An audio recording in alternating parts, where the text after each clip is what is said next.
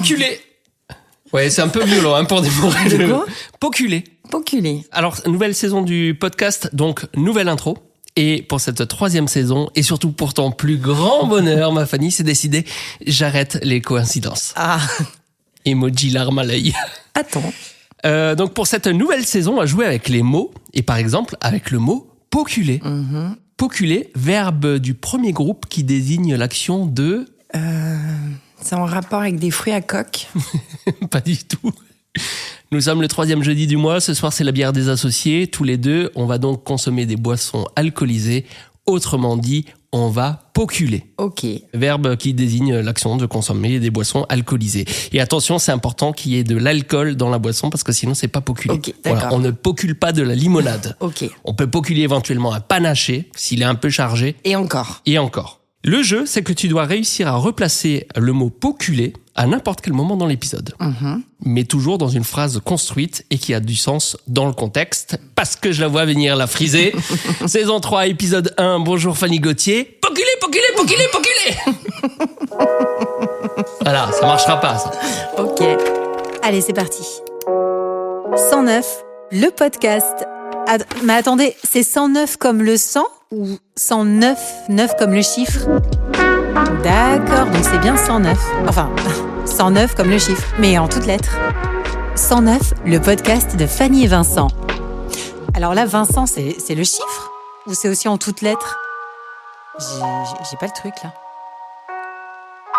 Bienvenue dans le podcast de 109, agence de communication. Créative. Saison 3, épisode 1. Bonjour Fanny Gauthier. Bonjour Vincent Stroh. Et bonne année, parce qu'on a le droit de le souhaiter jusqu'au 31 janvier. On l'avait fait dans un podcast comme ça. Et on continue. Bonne année. Tu sais qu'à cette heure-ci, j'ai fait qu'une seule galette des rois. Et en décembre, 0 vin chaud. Aïe. Une catastrophe. Mais le stand de vin chaud, s'il n'est pas là l'année prochaine, pourra peut-être se sentir coupable. Et dire que notre agence de communication devait s'appeler Vin Chaud. Mais ça, c'est une autre histoire qu'on vous racontera à la fin de l'épisode. Parce que d'abord, on va s'intéresser à ce qui se fait dans la com et notamment la communication audio. Pour cette nouvelle saison, on avait envie de partager avec vous des communications qu'on a trouvées originales, décalées ou qui ont marqué leur temps. Et pour démarrer, on va vous parler d'une marque qui a su se démarquer donc grâce à son identité sonore.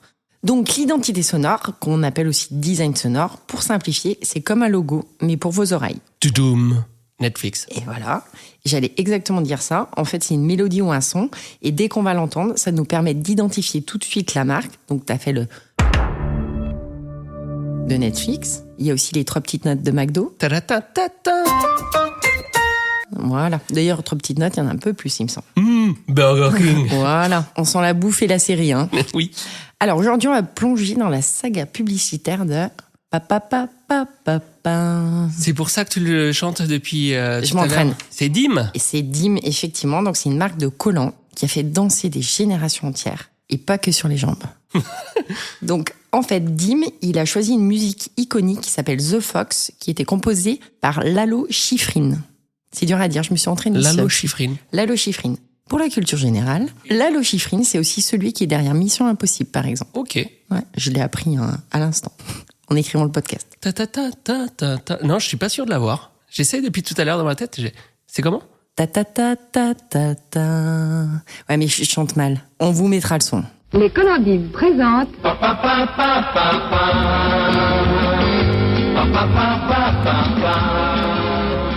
Alors, nous voilà en 1969 et Dim fait un pari audacieux. Ils font une publicité qui montre 5 jeunes femmes qui dansent en collant sur une mélodie jazzy et rythmée.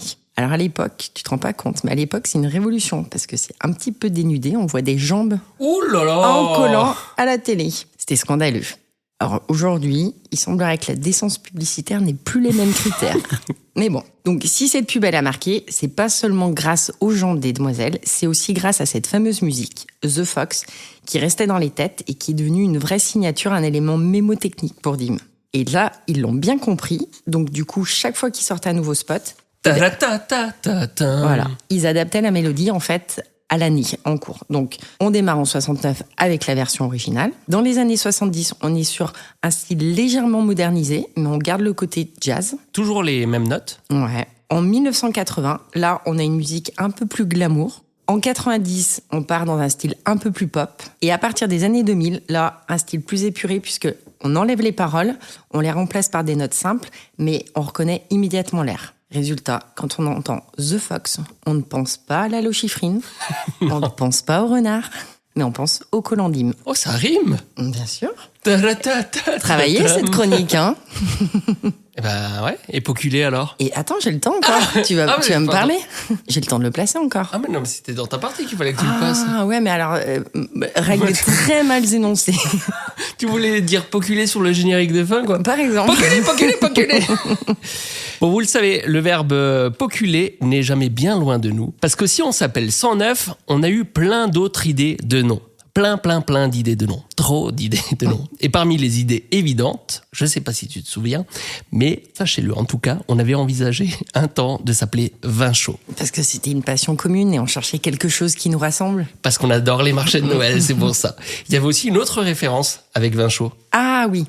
Ça va être long, non, de raconter ça. Mais c'est peut-être pas assez long sinon. Mais on le fait et Vas-y, puis je le refais couperai. là. Ouais.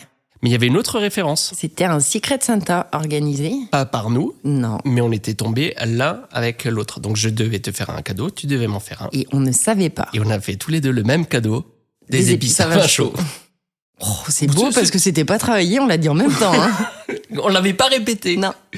Bah c'est pas si long que ça, hein, parce que c'est la fin de l'histoire. Donc ça Et il ira. serait pas temps d'aller poculer du coup maintenant. Placé.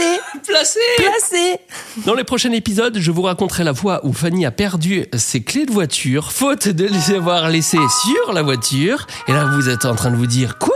Mais on la connaît cette histoire. Et ben, je vous répondrai presque. Les faits se sont reproduits. On s'arrête là pour aujourd'hui, on va poculer? Allez, allons poculer.